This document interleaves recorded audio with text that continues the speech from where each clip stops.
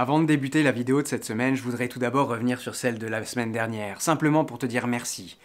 Merci, oui, merci pour tous les messages de soutien. Tu vois, j'aurais voulu répondre à tout le monde, mais je m'attendais pas du tout à cette vague de chaleur humaine qui s'est propagée. Et vraiment, voilà, simplement merci. Merci pour les commentaires, merci pour les messages privés et aussi pour les contributions financières qui me permettront à moi de continuer à créer et à la chaîne de continuer d'exister. Je m'arrête là pour faire court, mais tu sais qu'il faut pas juger la valeur que j'accorde à ton soutien à la longueur du message que je suis en train de te transmettre. C'est presque inversement proportionnel, je dirais, quand tu sais ce que ça me coûte à moi de réduire les messages et d'arrêter de parler. Bref, on se remet en ordre de marche et je te souhaite une très belle vidéo à regarder. Allez.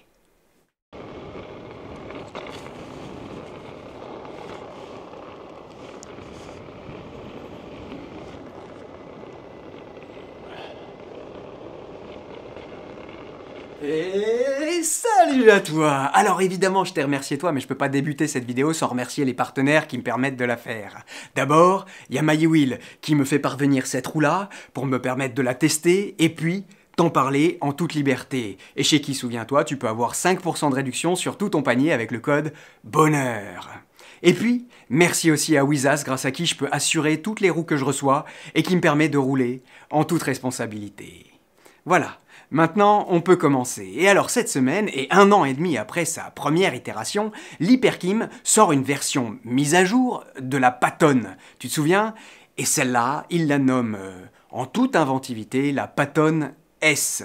Cela dit, c'est juste une lettre qui est ajoutée pour bien dire que c'est pas non plus une nouvelle roue sur le marché. Et en effet, en 1 an et demi, les roues Hyperkim ont connu quelques améliorations qu'il était temps d'implémenter dans leur plus petit, certes, mais pourtant déjà fort beau bébé. Tout ça pour te dire que cette semaine, je te propose une forme de redécouverte d'une roue que, dans mon souvenir, j'avais beaucoup aimé, mais que j'avais pas eu le temps de beaucoup tester. Et franchement, je suis très heureux de pouvoir y retourner. Alors si tu veux en savoir plus sur le sujet, reste avec moi et c'est parti!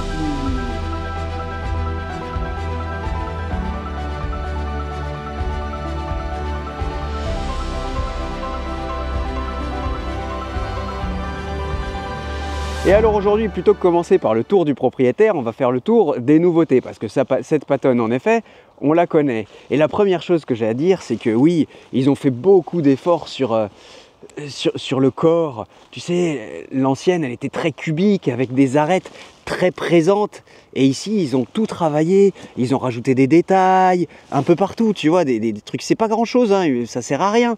Mais voilà, ça donne un aspect beaucoup plus sympathique et accueillant à l'arrivée. C'est plus ce gros machin cubique qu'on avait. Ensuite, la première nouveauté de laquelle je voudrais parler, c'est quelque chose qu'on ne voit pas, c'est à l'intérieur, là c'est dans les packs batteries que ça se passe, c'est le Smart BMS, c'est-à-dire que maintenant les BMS des batteries sont connectés en Bluetooth et renvoient des informations. Alors ça, au jour le jour, ça va pas nous changer la vie, mais quand même en termes de sécurité, en termes de réparation de SAV, ça peut changer la donne. Une autre avancée qu'on ne voit pas mais qui est là pour la fiabilité et la sécurité, c'est la possibilité qu'a la Patton S à rouler même si le capteur à effet Hall est défaillant. Alors je ne vais pas rentrer dans les détails, le capteur à effet Hall, c'est un capteur voilà, qui donne des informations à la carte mère et la carte mère traite ces informations pour pouvoir faire avancer la roue.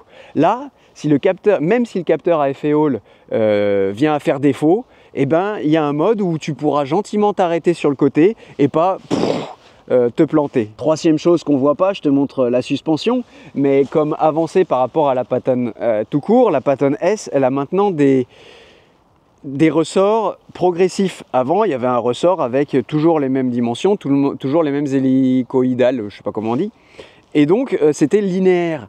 Ce qui veut dire que la roue encaissait, enfin, absorbait les gros chocs et les petits avec le même ressort. Là, au début, ça va être plus souple, et puis après, comme les ressorts sont plus serrés, eh ben, ça va te permettre de ne pas arriver en butée.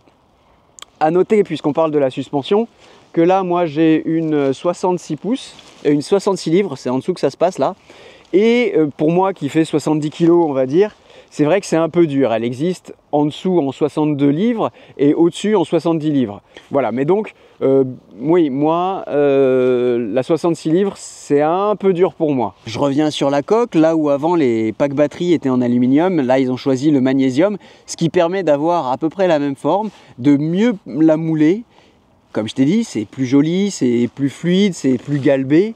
Et en plus, ça permet de gagner presque 4 kg sur la balance. Et alors là, c'est vrai qu'à 36 kg à peu près, cette roue, ça commence à devenir sympa parce qu'à 40 kg, elle faisait le même poids que la Lynx. Et alors moi, je me disais, mais elle n'a plus aucune raison d'exister. La Lynx est dessus en tout point. Là, c'est vrai que quand on la met à côté de la Lynx, on s'aperçoit qu'elle est toute petite, elle est beaucoup plus petite, beaucoup plus mignonne. Et ça se transfère aussi sur la balance, elle est beaucoup plus légère à l'arrivée. Et alors à l'image là comme ça on dirait pas parce que les proportions sont pas complètement exagérées, mais pourtant vraiment crois-moi, regarde la largeur là, tu vois, vraiment la Patton S on dirait la petite sœur. Regarde les trolleys, c'est la même hauteur, les pédales c'est franchement à peu près la même hauteur aussi. C'est ça qui me fait dire que bah oui on a quand même une grosse petite roue plutôt qu'une petite grosse roue. Et alors pour le poids, j'ai enlevé les power pads, tu vois, je les ai mis à côté et j'arrive quand même à presque 38 kg quoi. Au niveau des ports de charge, avant ils étaient devant, là ils étaient cachés derrière cette barre là, c'était un peu compliqué d'y accéder.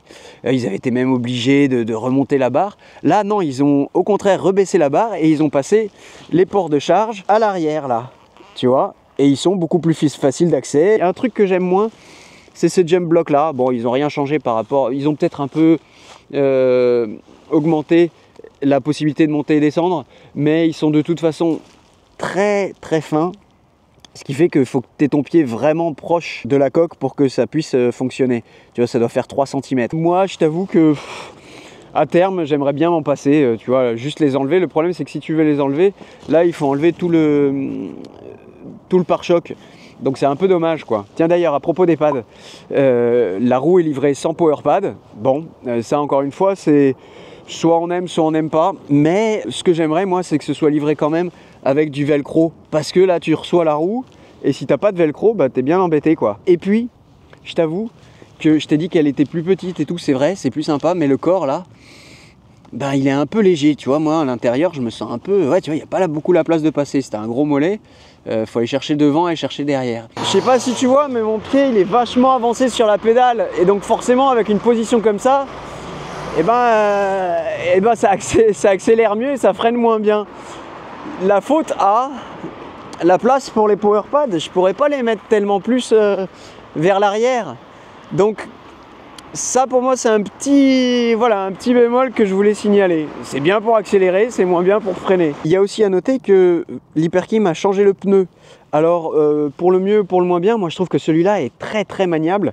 C'est vachement chouette et ils disent en plus que quand on est dans un terrain meuble comme ça, il y a encore plus d'accroche. Au niveau des pédales, pas grand chose à dire. Attends, je me souviens dans la première pédale, ils avaient fait une cuvette. Tu prenais toute la boue et puis tu l'emmenais avec toi, tu la gardais jusqu'à la maison. Ouais, ça me revient. Bah là, bon, il n'y a pas grand chose à dire. Elles sont légères, elles font le boulot. Au niveau du phare, il est très puissant, c'est très bien, mais fidèle à vétéran, il est très rond. Donc, tu te retrouves avec un halo très rond, pas coupé, et c'est sûr qu'on a fait mieux depuis. Avant, on était content d'avoir les phares vétérans parce que vraiment, ils étaient mieux que la concurrence. Là, ils se contentent d'être puissants, mais il n'est pas complètement parfait pour la micromobilité. Encore une fois, on s'en contentera pour le moment. Même s'il y a des accessoiristes, et j'ai celui qui est en vogue en ce moment, c'est Monsieur Maillard. Je te mets un lien dans la description si tu veux changer ton phare. Moi, en vrai, tu vois, même les pédales, je trouve que ça peut aller. C'est vrai que le phare, c'est quand même un truc qu'on peut changer et qui change la donne. Puisque la roue est relevée, on va parler du garde-boue qui a été aussi amélioré. Tu vois, ils lui ont donné une forme évasée qui fait que là où avant il y avait des trous un peu partout et on en avait plein le sac à dos, là on va voir à l'arrivée, mais ce serait moins le cas. Pardon, mais encore plus si cette roue-là est destinée au off-road, eh ben regarde, il y en a jusque là, hein. Tu vois, pour pas dire qu'il y en a un peu partout. Et je comprends pas comment sur des options comme ça, aussi bêtes que ça, ils n'arrivent pas à trouver des solutions. Par contre, et on le découvre ensemble en voyant les images, oui, le phare arrière, il est clignotant, en permanence. Et ça, c'est pas légal sur la chaussée. Les phares d'un EDPM, ils doivent être fixes quand on est en train de rouler. Franchement, j'ai envie de dire aux fabricants, arrêtez de nous proposer des jouets pour aller très vite, mais qui sont pas adaptés à la chaussée. Donnez-nous des vrais engins de déplacement, s'il vous plaît. La béquille, pour éviter que ça se prenne dans les escaliers, quand les gens descendent les escaliers ou quand ils sont en réception de saut dans une pente très importante, ils l'ont absolument remontée. Tu vois, elle est très haute. Et du coup, quand la roue est sur la béquille, elle est très couchée. Tu vois, d'habitude, elles sont moins inclinées.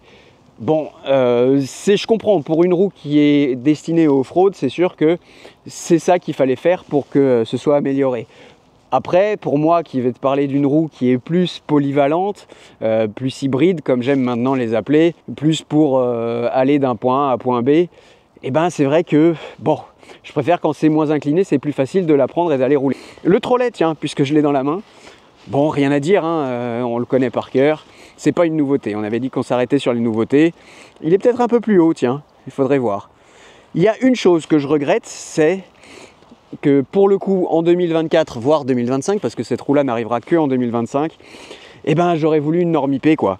Là, à aucun endroit, on nous dit si, tu peux y aller sous la pluie. Et moi, avec les roues vétérans, je sais qu'ils essayent de faire des progrès et je sais que finalement, la norme IP, c'est que un bout de papier, il faut payer.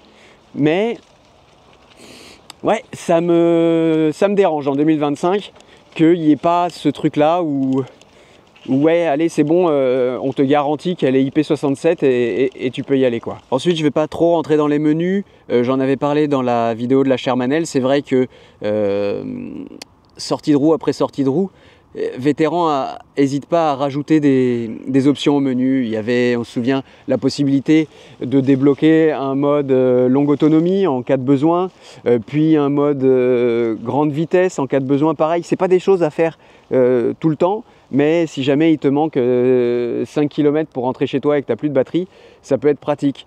Il y a aussi, tu sais, les modes où au lieu d'avoir juste 3 modes soft, medium et strong, et ben à l'intérieur de chaque on peut faire plus ou moins soft, plus ou moins medium ou plus ou moins strong.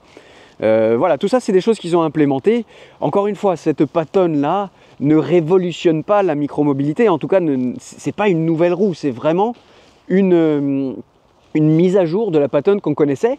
Et ce sera ma conclusion sûrement, c'est que je trouve ça très chouette parce qu'ils ont réussi à implémenter juste ce qu'il fallait pour améliorer, à la fois pour faire en sorte que les gens qui ont la Patton ne se sentent pas complètement bouleversés en disant ma roue est foutue, et à la fois les nouveaux arrivants, ils seront contents d'avoir les nouveautés. Voilà, je crois que j'ai terminé le tour des nouveautés, le tour du propriétaire comme on aime l'appeler, et maintenant dans ce beau décor, on va aller rouler. Non, c'est pas vrai, on va pas aller rouler dans ce décor-là, on va essayer d'aller faire un test d'autonomie pour voir ce que peut nous donner la bête. On se souvient qu'on a 3000 watts de moteur et 2200 watts de batterie. Voilà, et la Lynx, si la comparaison t'intéresse, est à 2007. Allez, on va rouler.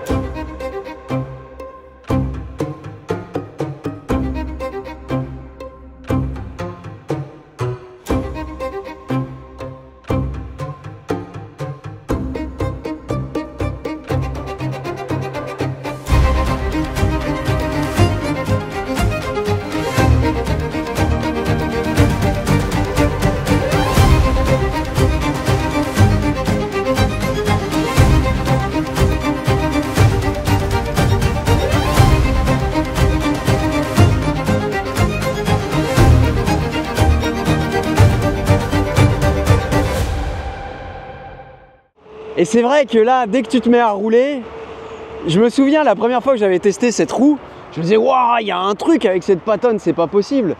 Ouais, je me souviens, j'avais l'impression de waouh. Et puis après, j'avais pas pu la tester très très longtemps. Je sais pas si tu te souviens, Adam était revenu à Paris, la carte mère avait cramé, tout ça, tout ça. Et donc, j'avais quitté cette roue-là. Et puis au fur et à mesure, je me disais, mais est-ce que c'était qu'un sentiment que j'avais eu ou c'était bien légitime ces sensations de maniabilité, comment on dit, de zippiness, tu sais, j'aime bien dire ça. Ouais, la première fois que j'ai eu cette roue sous les pieds, je me souviens, je l'avais fait tester à des gens et ils me disaient, waouh, mais c'est quoi ce truc de ouf et tout, et je retrouve ça sous les pieds. Je me souviens que je t'avais dit que c'était bien d'avoir une roue nimble, il faudrait maniable, mais maniable, je trouve ça moins maniable, on dirait que c'est juste pour aller droite-gauche. Là, tu as vraiment une forme de réactivité, voilà, tu as la réactivité droite-gauche, mais aussi, hop, quand tu veux accélérer, tu as du couple, tu as tout ce qu'il faut. Bref, ce que je voulais dire, c'est que il y a un moment où on se demande où s'arrête la maniabilité, la bonne maniabilité, et où commence l'instabilité. Et c'est vrai que pour le coup, bah, le 16 pouces, alors c'est mathématique, hein, c'est une donnée, c'est pas moi qui l'ai inventé, mais le 16 pouces, ça fait que ça survire un peu, tu vois, et je peux à peine, tu vois, pour carver, c'est presque pas rigolo. Par contre, il y a un côté où vraiment faut se méfier, parce qu'avec son petit air jovial, sympa, tout ça, et ben c'est quand même une petite nerveuse. Et il faut regarder le compteur, quoi. Faut pas hésiter à pas se laisser embarquer, quoi. Il y a un truc plutôt paradoxal, c'est que avec son pneu de 16 pouces par 3, j'aurais envie de te dire que c'est pas une roue faite pour les grands espaces, pour les routes ouvertes, tu vois, qu'on est mieux sur la Lynx pour ça. Et pour autant, on va savoir pourquoi. Et ben je me sens presque plus à l'aise sur celle-là, tu vois. C'est vraiment étonnant, hein. Il y a un truc là. Ouais, t'as le sentiment sur cette Patton que rien ne peut t'arrêter. Alors si, ah tiens, c'est le moment d'en parler. Le freinage, je trouve que... Ah, c'était pareil d'ailleurs sur la Lynx, ça manque un peu de mordant. Il faut vraiment arriver à faire quelque chose sur les algorithmes pour que le freinage... Ouh la vache, je suis comme sport d'hiver, j'ai les lèvres engourdies, je peux plus parler. Est-ce qu'on est plus dans le domaine du... C'est une bonne question ça, est-ce qu'on est plus dans le domaine du ludique que du pratique? Évidemment, tu me connais, si je veux être un peu sévère, je vais dire que oui, et là, on est bien au-delà du pratique.